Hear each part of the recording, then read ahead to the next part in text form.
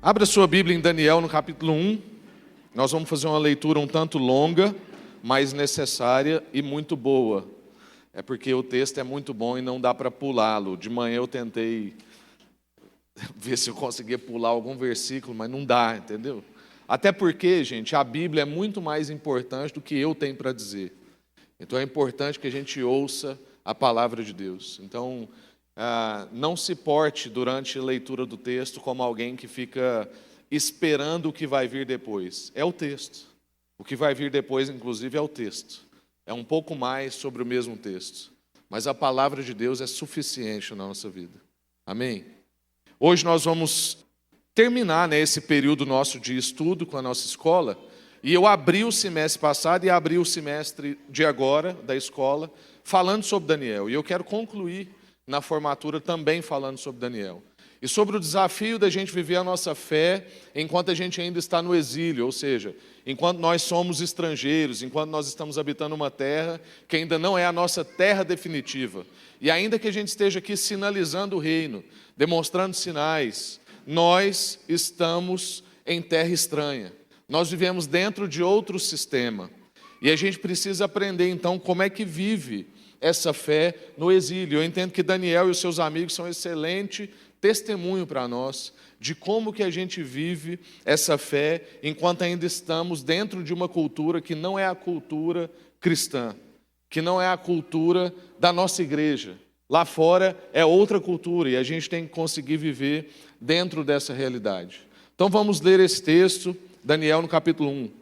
No terceiro ano do reinado de Joaquim, rei de Judá, Nabucodonosor, rei da Babilônia, veio a Jerusalém e a sitiou. E o Senhor entregou Joaquim, rei de Judá, nas suas mãos. Quem entregou, então, o rei de Jerusalém nas mãos de Nabucodonosor foi Deus. Então, está aqui, o Senhor entregou nas suas mãos e também alguns utensílios do templo de Deus. Ele levou os utensílios para o templo do seu Deus, na terra de Sinear, e os colocou na casa do tesouro do seu Deus. Depois o rei ordenou a Aspenaz, o chefe dos oficiais da sua corte, que trouxesse alguns dos israelitas da família real e da nobreza, jovens sem defeito físico, de boa aparência, cultos, inteligentes, que dominassem os vários campos do conhecimento e fossem capacitados para servir no palácio do rei. Ele deveria ensinar-lhes, ele tinha uma missão então, ele ia trazer essas pessoas e a sua missão era ensinar para eles a língua e a literatura dos babilônicos. Junto com isso, o próprio rei, da sua mesa, designou uma porção diária de comida e de vinho. Eles receberiam um treinamento durante 3 anos e depois passariam a servir o rei. Verso 6, entre esses estavam alguns que vieram de Judá, Daniel, Ananias, Misael, Azarias. O chefe dos oficiais deu-lhes novos nomes. A Daniel deu o nome de Beltesazar, a Ananias, Sadraque, a Misael, Mesaque e a Azarias, Abidnego. Daniel, contudo, decidiu não se tornar impuro com a comida e com o vinho do rei e pediu ao chefe dos oficiais a permissão para se abster deles. E Deus fez com que o homem fosse bondoso para com Daniel e tivesse simpatia por ele. Mas, apesar disso, ele disse a Daniel: tenho medo do rei, o meu senhor, que determinou a comida e a bebida de vocês. E se por acaso ele achar menos saudáveis vocês em relação aos outros jovens? O rei poderia pedir a minha cabeça por causa de vocês. Daniel disse então ao homem, o chefe dos oficiais tinha encarregado de cuidar de Ananias, Misael e Azarias: olha, eu peço que você faça uma experiência com os seus servos durante 10 dias. Não nos dê nada, além de vegetais para comer e água para beber. Depois compare a nossa aparência com a dos jovens que comem comida do rei e trate os seus servos de acordo com o que você concluir. Ele concordou e fez a experiência com eles durante 10 dias. Passados 10 dias, eles pareciam mais saudáveis e mais fortes do que todos os jovens que comiam a comida da mesa do rei. Assim, o encarregado tirou a comida especial e o vinho que havia sido designado, em lugar disso colocou vegetais. A esses 4 jovens, Deus deu sabedoria e inteligência para conhecerem todos os aspectos da cultura e da ciência. Daniel, além disso, sabia interpretar todo tipo de visões e de sonhos. Verso 19, o rei conversou com eles e não encontrou ninguém comparável a Daniel, Ananias, Misael e Azarias, de modo que eles passaram a servir o rei. O rei lhes fez perguntas sobre todos os assuntos e exigiam sabedoria e conhecimento, e descobriu que eles eram 10 vezes mais sábios do que todos os magos, encantadores e todo o seu reino. Daniel, aliás, permaneceu ali até o primeiro ano do rei Ciro. Amém. Nós vamos ter que ler aqui ainda, aliás, nós não vamos ler, mas nós vamos mencionar aspectos do capítulo 2, porque vai ser importante. Mas é importante a gente ter essa história na nossa mente e entender esse cenário. Nós temos aqui um povo, que é Daniel e os seus amigos, junto com outras pessoas que não são citadas no texto, mas era todo um povo que vivia numa realidade de ensinamento teocêntrico. Judá era uma realidade de ensinamento de Deus. Era um povo que tinha uma cultura judaica. Um povo que cresceu no ensinamento da lei do Senhor. E agora esse povo está sendo migrado para uma realidade babilônica, onde a lógica que governa o lugar é outra, o pensamento é outro, toda a cultura é outra, a alimentação é outra.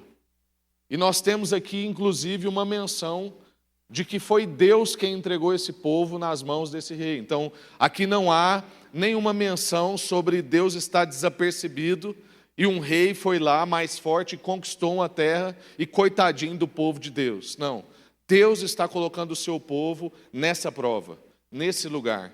E há coisas para serem aprendidas nesse lugar. E assim como esse povo vivia em exílio, nós também vivemos dentro de um contexto babilônico.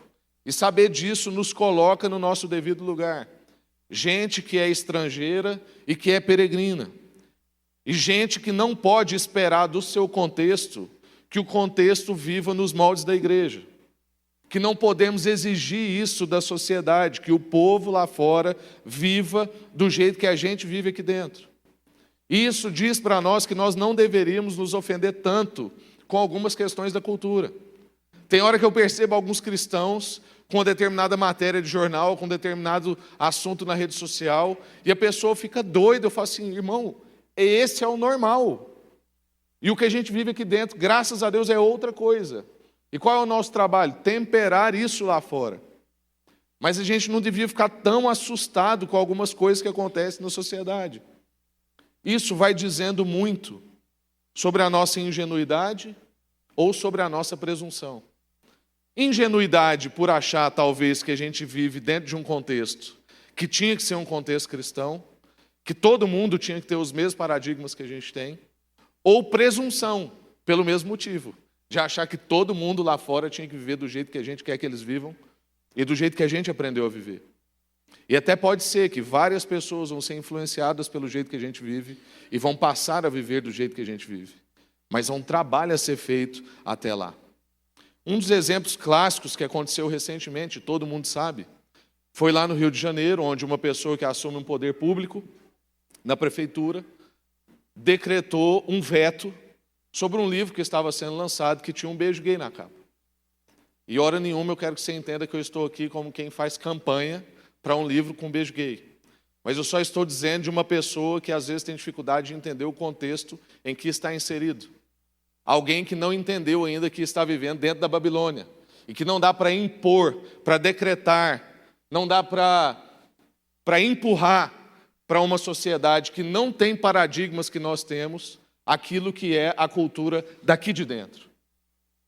Não dá para eu decretar sobre a vida de outras pessoas e impor todos os meus valores, se isso são valores que pertencem aos discípulos de Jesus.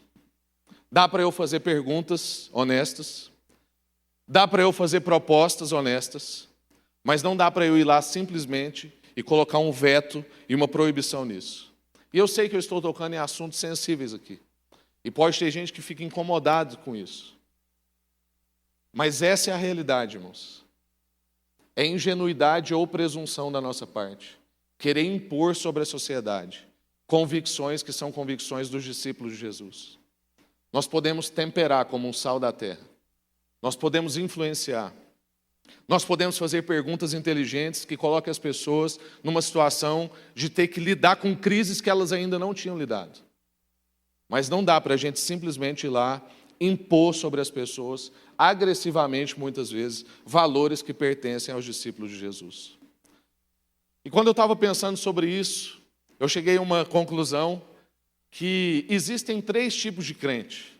E o nosso grande desafio é ser o 4º tipo, que é o discípulo de Jesus. Mas, basicamente, existe um tipo de crente que vive no gueto. Gueto religioso. Ele tem dialeto próprio, ele é alheio às coisas do mundo, ele tem todo um idioma interno. E, às vezes, a gente acha que a gente não tem isso. Eu, por exemplo, falo assim, não, eu não sofro disso. Tem meus amigos da trilha, eu convivo com as pessoas, eu estou num ambiente profissional e tal. Recentemente eu estava na trilha, estava eu e um amigo que de vez em quando vai lá no Alfa Mall, e tinha um terceiro amigo que nunca pisou em uma igreja. E eu e esse amigo que de vez em quando vai no Alfa Mall começamos a conversar sobre algumas coisas da igreja, e não deu mais de 3 minutos que a gente estava conversando, esse terceiro amigo falou assim, eu não entendi absolutamente nada que vocês conversaram desde a hora que vocês começaram. Eu falei, como não? Ele falou assim, tal coisa, eu não lembro agora o que era, me explica. E aí eu tive dificuldade de explicar. Era tão interno o dialeto que a gente estava usando, que eu não dava conta de explicar para ele. E aquilo me acabou com a minha trilha. Porque aí acabou minha concentração, eu fiquei o tempo inteiro depois andando de moto pensando assim, meu Deus, eu estou religioso, eu preciso me livrar disso. Como é que eu não consigo explicar para a pessoa o que eu estou falando? Como é que eu já estou tão dentro desse gueto? Existe um outro tipo de crente, que ele se relaciona bem com os de fora. Bem no sentido de que ele está permeando a cultura. Ele está inserido no ambiente profissional, ele mora num contexto onde as pessoas não são da igreja, mas ele se relaciona, porém, é agressivo, é bélico, é intolerante, quer impor as suas compreensões. Na rede social a gente vê muitos desses, porque na rede social a gente fica mais corajoso também. Infelizmente parece que esses 2 tipos têm sido a maioria.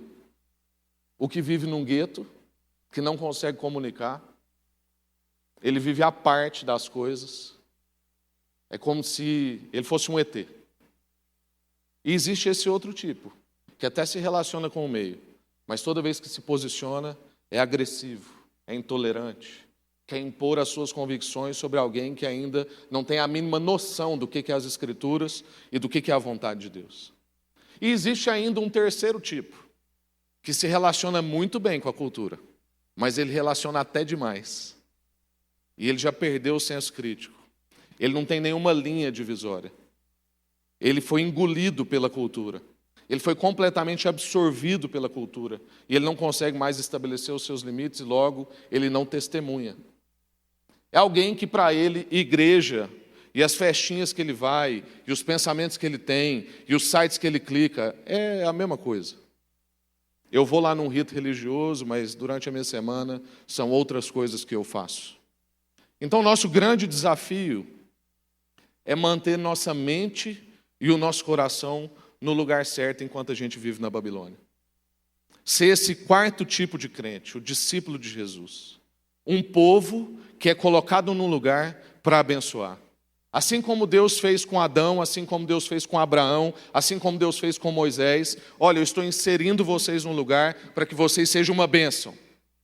Nós somos um povo colocado numa universidade, numa empresa, numa escola, num condomínio, num prédio, num bairro, para ser uma bênção.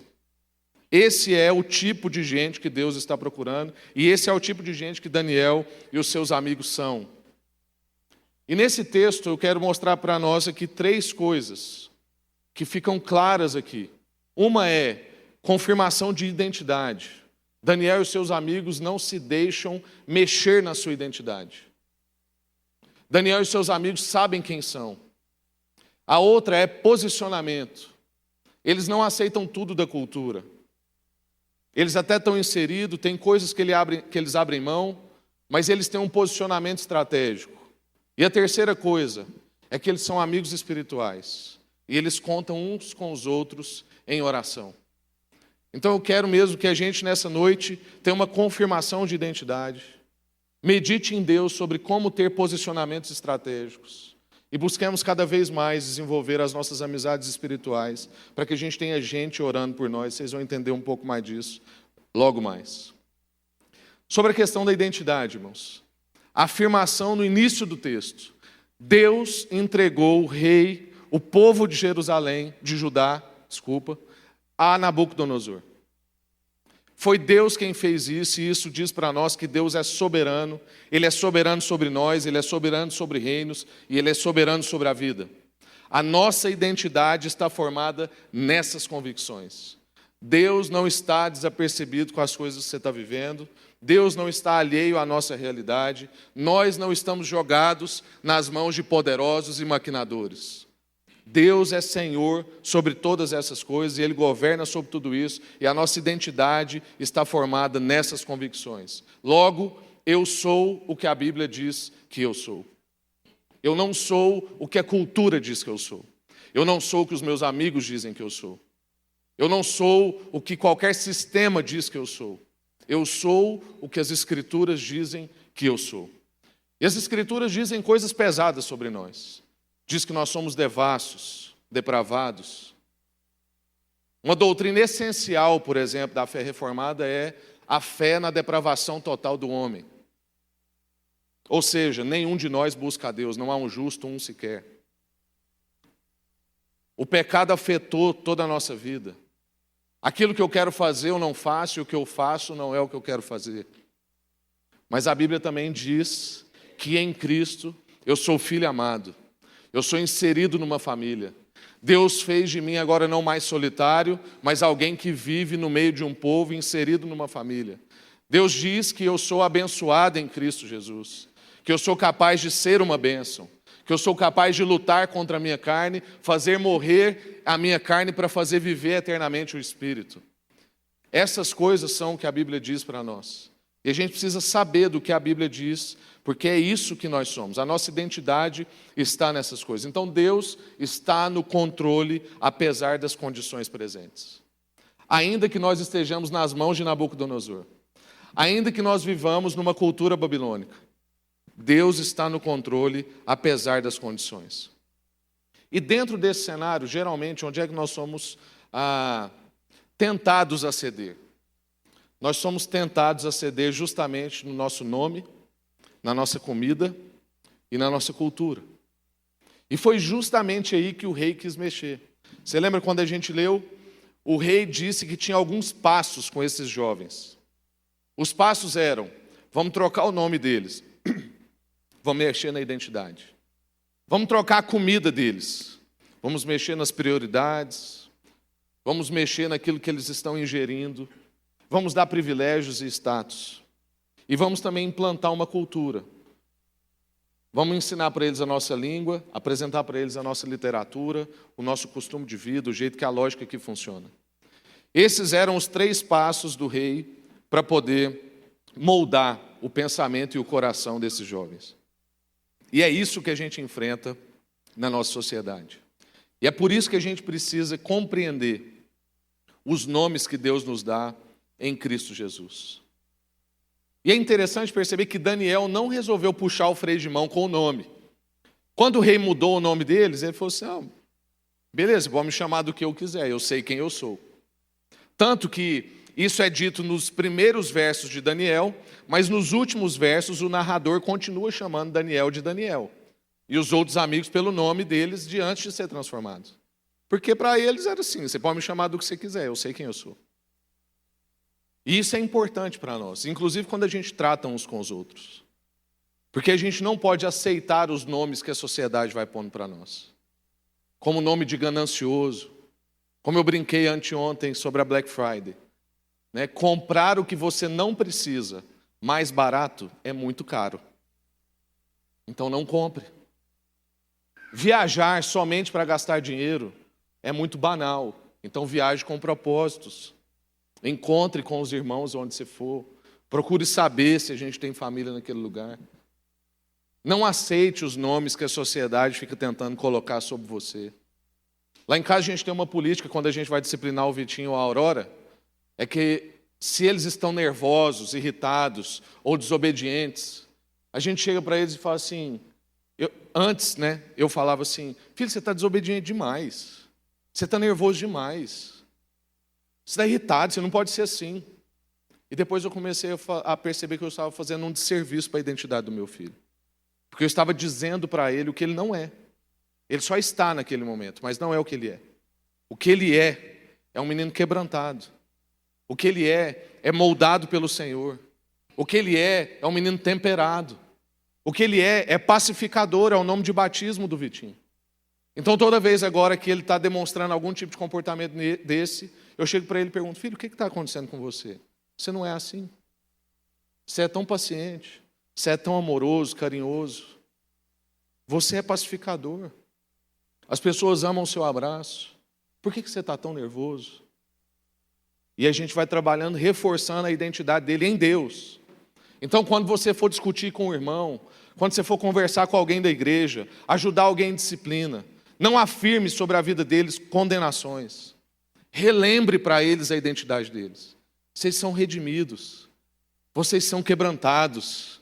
Nós somos moldáveis nas mãos do Senhor. Ele é o oleiro, nós somos o vaso.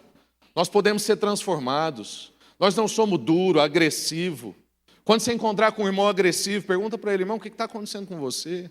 Você não é assim. Porque em todos que habitam o Espírito, vêm juntos os frutos do Espírito. Longanimidade, mansidão, domínio próprio. Irmão, você não está tendo domínio próprio na rede social, segura a sua onda. Vai buscar mais frutos do Espírito na sua vida. Não deixem o sistema colocar sobre vocês nomes que vocês não têm. E não coloque sobre a vida dos seus filhos, dos seus amigos, dos seus irmãos, nomes que não são deles. Lembrem para eles os nomes que Deus nos deu. Pacificadores, longânimos, gente de domínio próprio. Mas aí é interessante que Daniel traçou uma linha, que já entra um pouco no posicionamento de Daniel.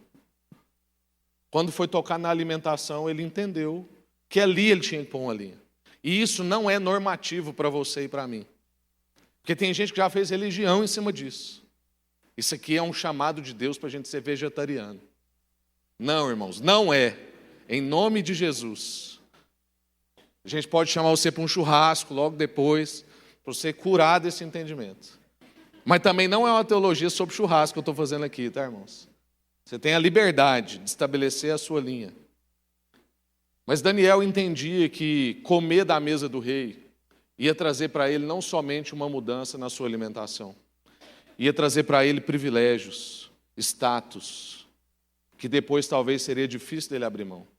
E quantos de nós já não vimos irmãos bem intencionados, com o coração no lugar, que aceitam grandes cargos e grandes funções no governo, e ele vai ganhando privilégio, e mais privilégio, e mais privilégio, e ele voa de tal jeito, e ele fica em tal hotel, e ele tem tal regalia. E aí depois, quando reúne para tomar uma decisão difícil, onde ele discorda radicalmente, ele tem dificuldade de posicionar, porque ele faz conta de todos os privilégios que ele vai perder. E Daniel entendeu que ele precisava traçar essa linha. Mas uma coisa que a gente precisa entender também, dentro do nosso contexto, é que a alimentação aqui não quer dizer só sobre questões fisiológicas. Hoje nós estamos comendo disso aqui e deixando de comer disso aqui. E isso está fazendo de nós gente desnutrido. Gente que não come do que Deus mandou a gente comer. Por isso que a gente não sabe onde está a nossa identidade. Por isso que a gente não sabe como se posicionar. Por isso que para nós a oração dos nossos amigos não são mais tão importantes assim. Porque nós trocamos a nossa comida por privilégios, por redes sociais, por filmes e por roupas que a cultura está produzindo. E a gente come de tudo que a cultura está produzindo, mas não come da palavra de Deus. E o que fez a gente cair lá no Éden foi justamente um problema de comida. Deus mandou a gente comer de tudo, e só não comer de uma coisa. E aí, porque a gente não comeu de tudo, a gente foi lá e resolveu comer do que não devia. Um problema de fome. Porque a Bíblia diz lá em Provérbios que para quem está com fome, até o amargo é doce. Mas para quem está satisfeito, até o doce é amargo. Então, se você estiver satisfeito nessa palavra, coisas aparentemente doces que vão aparecer para você, como propostas, vão aparecer amargas, porque você vai estar bem alimentado. O objetivo do rei era mexer na nossa mente e no nosso coração. era implementar a cultura babilônica, e é isso que a gente luta até hoje. Irmãos, no meio de um mundo de muitas vozes, e de vozes e gurus, é preciso a gente aprender a ouvir a voz de Deus. A gente está ouvindo muitas vozes. A maioria dos meus amigos ouvem o pastor da sua igreja local, mas ouvem também vários outros pastores na segunda, na terça. Inclusive confrontam eles e comparam eles. Mas ouvem também coaches, ouvem também mentores, ouvem também um tanto de coisa. Eu não estou dizendo que você não tem que ouvir outras pessoas. Mas no meio de tantas vozes, você precisa discernir a voz. Qual é a voz? Porque um profeta pode errar, mas essa palavra não erra. Então, se você quer ouvir a voz de Deus, ouça essa palavra. Identidade. Mas aí, posicionamento é a segunda característica. O que o texto mostra para nós é que Daniel tem um posicionamento estratégico. E ele entende que comer dessas iguarias do rei era uma linha que ele não podia pular. Porque não envolvia só esse problema de comida, como a gente disse, mas status, privilégios e mudança, que talvez faria dele não comer algumas coisas, mais filosoficamente falando, para comer outras. E isso aqui não é, como a gente disse, uma normativa para nós. A gente precisa sondar o nosso coração para entender a real motivações de decisões que nós tomamos. Daniel entendeu que dessa forma ele estaria agradando mais a Deus do que as pessoas. Eu ouvi um testemunho recentemente de um empresário norte-americano que tem uma grande rede de sanduíches, e ele hoje está em vários shoppings, mas quando ele começou o trabalho dele, ele tinha muita dificuldade de entrar nos shoppings. Por quê? Porque ele entendeu de não abrir a empresa dele no domingo. E talvez você ouça isso e fale assim, que cara legalista, que irmão moralista. Talvez, depende da motivação que está no coração dele. Ele entendeu de não abrir a empresa dele no domingo, porque ele queria incentivar os funcionários dele a ter um dia de descanso, um dia que eles pudessem estar com a família, um dia que talvez eles fossem à igreja. E ele também, pessoalmente, queria ter isso como prioridade na vida dele. E pasmem, como é que você pode descobrir a motivação do coração dele? Um determinado dia, uma boate gay pegou fogo, e ele colocou todos os funcionários dele para trabalhar naquele dia, que era um domingo, para servir sanduíche de graça para todo mundo que estava trabalhando naquele lugar e todo mundo que estava saindo daquele lugar muito machucado. Parece que ele não era tão legalista e tão moralista assim. Porque não dá para esperar isso de um homem que não abriu a empresa no domingo. É porque ele entendeu em Deus que ele deveria fazer aquilo. Essa era a linha dele. Eu não sei qual é a sua linha. Mas com certeza você precisa traçar linhas na sua relação com a cultura, na sua relação com a empresa que você trabalha, na relação com as pessoas em que você está. Daniel vai para o diálogo com o responsável daquele lugar, e ele não se impõe, ele não decreta para todo mundo, ele conversa. Quando Daniel está traçando essa linha, ele não está traçando essa linha como assim, bate no peito e fala assim, comigo não. Como quem roda a baiana, como diz. Não, ele conversa com aquele oficial. E fala, olha, eu queria fazer uma proposta para você. Porque, irmãos, na Babilônia, o primeiro passo é o diálogo e não a agressividade.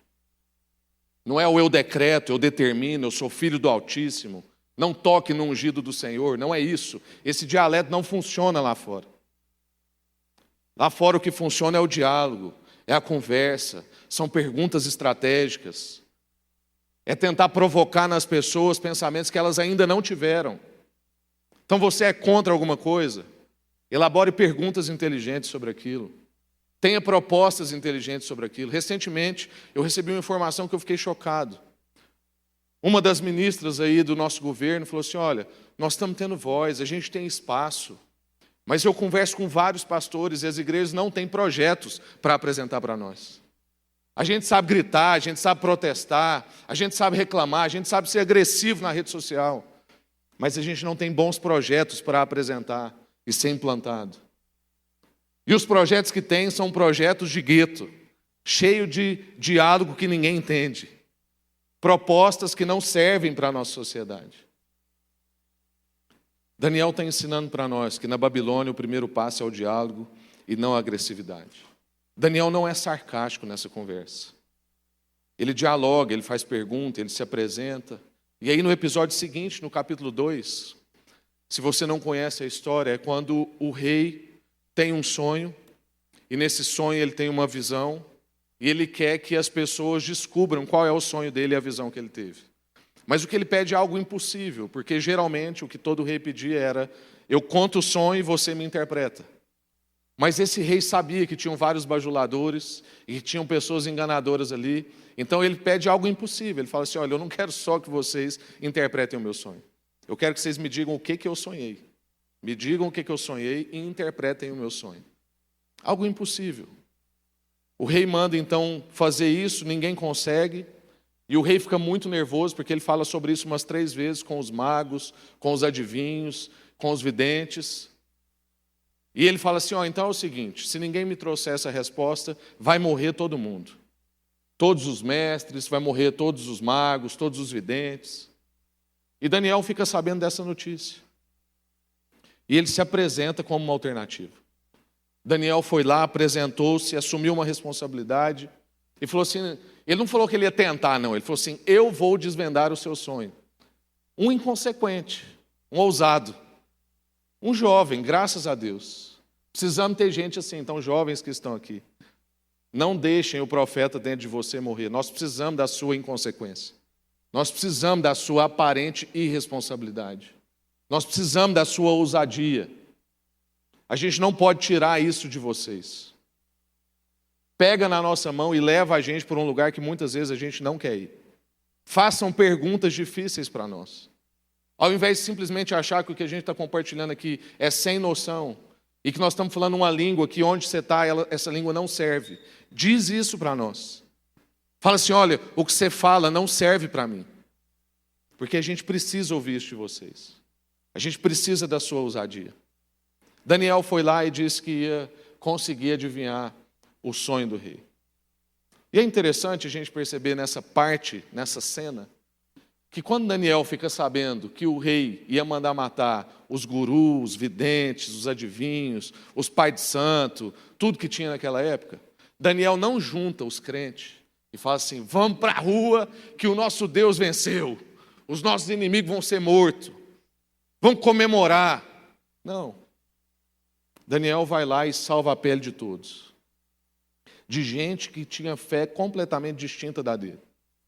A grande pergunta é: se no nosso tempo houvesse um decreto do governo, vamos mandar matar os pais de santo, tirando os cristãos, e aí eu vou até dar uma colher de chá para os irmãos católicos romanos, tirando os cristãos, todo mundo vai morrer. O que ia ter de crente comemorando, irmãos, não é brincadeira.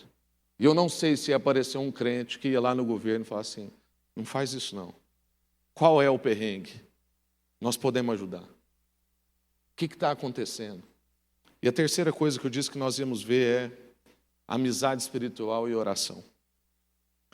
Quando Daniel vai lá, Daniel é sábio. Ele não é só um inconsequente. Daniel dá um cheque sem fundo, mas ele corre atrás do fundo. Então Daniel chega lá no rei e fala assim: tá aqui, tá assinado, toma. E ele saiu correndo e foi nos amigos dele e falou assim: gente, fiz uma loucura, dei um cheque sem fundo, mas eu sei que o dinheiro está aqui, ó. E agora nós vamos resolver essa conta. Daniel então busca os amigos dele e os chama em oração. Amigos que sustentam ele na caminhada. A gente precisa de gente assim. A gente precisa de gente orando por nós intencionalmente. Talvez você pense assim: a minha mãe ore por mim. Com certeza meus amigos estão orando por mim. Cheque essa certeza. Até porque nós estamos vivendo dias de pouquíssima oração. Porque nós estamos tendo um raciocínio lógico, né, como eu gosto de brincar, é mais ou menos assim. Você foi convidado por uma empresa para trabalhar em outra cidade. Você não pergunta sobre sua família, sobre seus amigos, se vai ter igreja naquele lugar. A única pergunta que você está fazendo é para ganhar mais? Se é para ganhar mais, eu não preciso nem orar. É de Deus. É claro que é de Deus. E a gente resolve o contrário do mesmo jeito. Eu recebo uma proposta e é para ganhar menos. Então eu também não preciso nem orar. É lógico que não é de Deus. E isso vai dizendo da qualidade da nossa vida de oração. Porque nós vamos formando esses raciocínios que para nós são lógicos. Mas, irmãos, é pura ingenuidade e incredulidade da nossa parte lidar com a vida sem intercessores. Todo dia que você sai para o seu trabalho, que você vai encontrar com seus amigos de fora da igreja, que você vai lidar com os desafios da sociedade, e você não busca a Deus, nem um minuto, ou você faz isso no trânsito, como quem está atrasado, e Deus, eu não consegui orar lá em casa, tem misericórdia, abençoa esse dia, livra-me do mal. O mal, amém, né? Tem várias crianças que acham que o mal, amém é uma pessoa. Livra-me do mal, amém. E a gente não tem amigos intercessores. Nós não temos uma vida de oração e não existem pessoas orando por nós. E muitos dos deslizes que nós vamos cometendo são frutos da nossa negligência. Irmão, se você ocupa uma posição estratégica, se você influencia lugares, processos, se você está em qualquer ambiente, você influencia alguém. E se você está nessas posições e não conta com amigos orando por você, você é ingênuo e incrédulo. E é por isso que muitos dos deslizes que você está cometendo estão acontecendo. E se a gente não tiver esses intercessores e essa compreensão, nós vamos ser presas fáceis no desafio da cultura. Então eu quero concluir dizendo que todos nós fomos chamados para ser uma bênção. Todos nós somos inseridos num contexto para ser uma bênção. Nós que conhecemos a história de Daniel, depois você pode ler o livro todo, sabemos que Daniel foi uma bênção naquele lugar. E tiveram momentos onde ele teve que se posicionar radicalmente, onde não deu simplesmente para ele ir para um diálogo. Mas o que nós estamos aprendendo aqui é que na Babilônia o primeiro passo é o diálogo e não a agressividade. E parece que nós ou estamos vivendo em guetos, ou estamos sendo bélicos e intolerantes, ou estamos totalmente absorvidos pela cultura. E o nosso chamado é para ser uma bênção, influenciar os processos, confirmar a nossa identidade, ter um posicionamento estratégico e convocar os nossos amigos em intercessão por nós. Então eu te pergunto, o que tem faltado para você ser uma bênção na Babilônia? Quais os recursos que te faltam? Deus tem dado recursos para nós, tem dado influência para nós, tem dado posições para nós, tem dado dons, percepções. O que está te faltando? Talvez o que está te faltando é esse tempo para você parar e buscar discernimento, de como aplicar os seus dons, de como significar as suas percepções. Talvez o que está faltando para você é juntar esses amigos espirituais, clamar a eles por intercessão para Deus revelar na sua vida como é que você vai ser uma bênção no lugar que você está. E vale lembrar que Davi, tão famoso Davi das Escrituras, quando venceu Golias e ficou conhecido nacionalmente, ele não acordou como quem ia ser reconhecido nacionalmente. Davi acordou para um dia normal, numa vida normal, para fazer coisas normais. E como normalmente ele fazia, ele obedeceu ao seu pai, que chegou para ele e falou assim, olha, seus irmãos estão lá na guerra, a chapa está quente, eles precisam comer, então leva essa comida aqui para eles. E ele foi lá entregar comida para os irmãos dele, e quando ele chegou lá, Deus usou ele no lugar em que ele estava. Então, irmãos, Deus vai usar a gente no lugar em que nós estamos. Você não vai acordar um dia, olhar no espelho e dizer, yes, I can. E todas as coisas vão acontecer na sua vida. Você vai amanhecer com fidelidade ao Senhor todos os dias, numa vida normal, numa rotina normal. E Deus vai te usar na sua rotina normal, numa vida normal, como uma pessoa normal. Foi isso que aconteceu com Abraão, foi isso que aconteceu com Moisés, foi isso que aconteceu com Davi, foi isso que aconteceu com Jesus, e é isso que está acontecendo com a gente. Todos nós somos inseridos num contexto normal, para viver vidas normais, mas sob um poder sobrenatural. E todo dia a única convicção que a gente tem é que a gente faz parte de um reino que não é daqui. E que Deus pode nos usar no contexto em que nós estamos. Num dia normal, com uma vida normal, mas com fidelidade no que Deus colocou a gente para fazer nesse cotidiano. Portanto, irmãos, que a gente cresça no entendimento do que Deus quer para nós e que a cada devocional, a cada pequeno grupo, a cada culto, a cada aula da AFC, a gente possa mesmo ser fiel no pouco. E Deus vai colocar a gente sobre muitas coisas. Que a gente seja uma bênção. Amém? Graças a Deus. Quero orar com você. Senhor, muito obrigado por essa noite maravilhosa. Obrigado por tanta pregação que nós já tivemos aqui. Cada testemunho é uma pregação na nossa vida. Obrigado, ó Deus, pela sua palavra que não caduca, não fica velha. Ela se renova a cada dia, ó Deus, e a gente já ouviu esse texto tantas vezes, mas ele hoje faz muito sentido para nós. Obrigado, ó Deus, porque o Senhor está confirmando a nossa identidade está no Senhor. Nós somos o que a Bíblia diz que nós somos. Obrigado por o Senhor nos ensinar através da vida de Daniel, assim como Jesus, a nós termos posicionamentos estratégicos, traçarmos uma linha quando necessário, mas a gente poder aprender, ó Deus, a conversar, a fazer perguntas interessantes, a se posicionar, ó Deus, inteligentemente na nossa sociedade. E obrigado por nos lembrar que precisamos ter, ó Deus, amizades espirituais, amigos que intercedem por nós, para que a gente não cometa tantos deslizes, ó Deus, pela nossa ingenuidade, pela nossa incredulidade, pela nossa presunção.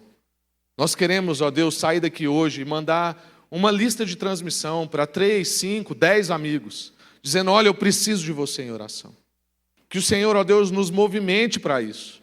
Que o Senhor, de fato, nos dê mesmo tempo para orar pelas outras pessoas. Que a gente não diga que está orando e vai fazer outra coisa. Que a gente ore, ó Deus, em nome de Jesus. A gente quer receber discernimento, revelação do alto. Nós queremos, ó Deus, viver num dia normal, uma vida normal, mas fiel ao Senhor no nosso cotidiano. E nós sabemos que o Senhor pode fazer grandes coisas. Então, ó Deus, confirma a nossa identidade, nos revela o nosso posicionamento estratégico e nos entrega amigos espirituais que vão orar por nós. Em nome de Jesus. Amém.